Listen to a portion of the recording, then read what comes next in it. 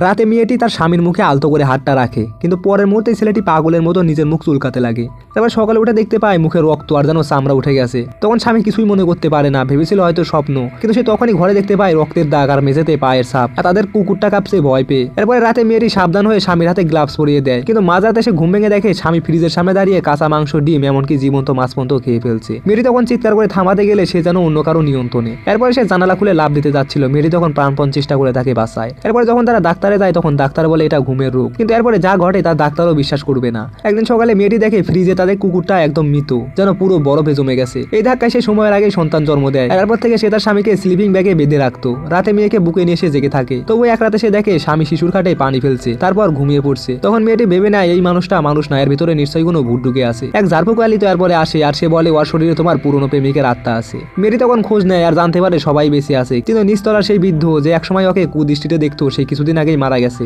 আর সেই রাতে ভয়ঙ্কর কিছু ঘটে, ঘরে ঝড় ওঠে আর আলো নিভে যায়। মেয়েটি তখন চিৎকার করে বলে তোর বাবার ভূতটা এখানেই আছে। তারপরেই সব অন্ধকার হয়ে যায়। সকালে ছেলেটা জেগে দেখে সবকিছু শান্ত আর স্ত্রীও চুপচাপ তাকিয়ে আছে, কিন্তু প্রশ্ন রয়ে যায় সে কি সত্যি ভূতের কবলে ছিল নাকি মেয়েটি পাগল হয়ে গেছিল।